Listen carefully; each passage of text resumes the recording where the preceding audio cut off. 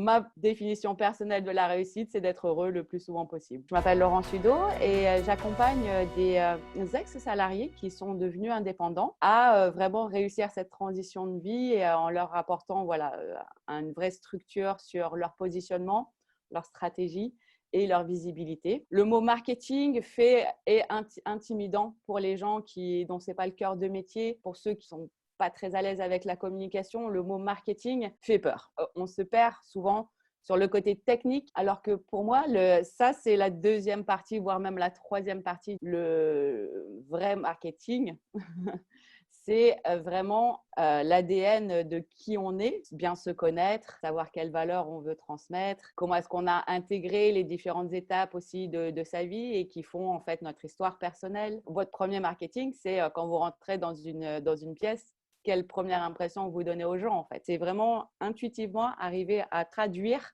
l'essence de qui on est. Je pense que tout est possible et en fait, ça devrait être comme ça parce que c'est aussi le meilleur filtre que vous pouvez avoir avec les clients qui ne seront pas vos clients idéaux. Pas de limite, je dirais même si vous êtes grossier, soyez grossier. Si vous êtes rigolo, surtout soyez rigolo. Souvent, on a tendance à vouloir faire bien, paraître parfait. Alors les gens veulent dire ah oui mais ça fait pas sérieux si je suis vraiment moi-même alors que je suis rigolote dans la vie et que vous avez quelqu'un d'hyper sérieux dans le business. Là aussi il y a un disconnect en fait. Donc c'est vraiment arriver à transférer notre vraie essence dans notre personnalité d'entrepreneur. On veut de l'authenticité. C'est ce qui fera votre différence. Vous allez repousser ceux qui ne seront pas pour vous et vous allez attirer ceux qui vont adorer travailler avec vous. Donc, je recommande d'avoir quand même une certaine structure, ou en tout cas une certaine méthodologie, parce que sinon, c'est là qu'on va perdre beaucoup de temps. Un objectif précis, pourquoi on fait les choses, c'est important. C'est quelque chose que j'ai dû beaucoup taire en fait avant, donc j'ai encore des fois… on se dit « Ah mince, pourtant j'ai eu cette intuition, je ne l'ai pas fait, je ne me suis pas écoutée. » Et ben voilà, je l'écoute de plus en plus, mais je sais que c'est quelque chose auquel je dois encore faire attention aussi, quoi. Surtout quand je vais réfléchir à des offres. Dans ma communication, j'essaie d'écouter mon intuition aussi, de quoi j'ai envie de parler aujourd'hui. Voilà. Et puis des fois, il n'y a rien du tout, et puis je ne poste pas ce jour-là, et puis voilà. Ah, c'est dur, ça fait bugger ça. Je prépare une immersion au mois de mars. La question, ce serait, est-ce que je vais arriver à aider à la transformation la plus optimisée pour les gens qui seront là? Ah, le créateur. Ce que ça me dit, c'est dans ma vie d'avant, justement, j'étais dans la force, dans l'énergie masculine que j'essaie d'équilibrer de plus en plus. Et donc, j'ai peut-être encore un travail à faire sur ce côté-là, je ne sais pas.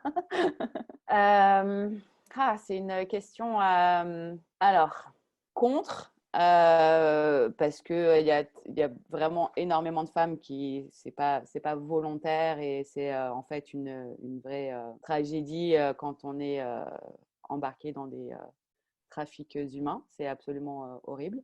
Si c'est un vrai choix qui aide à apporter de l'argent pour faire vivre ses enfants, etc.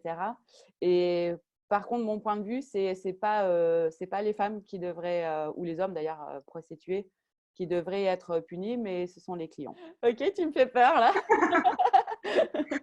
Ni l'un ni l'autre, mais si je dois choisir, ça serait quand en fait? Parce que du coup, le compte à rebours serait enclenché et du coup, je pense que j'optimiserais encore plus mes journées, mon temps et donc ça serait le quand. Le comment, j'espère que ça fera pas trop mal, mais bon, c'est tout.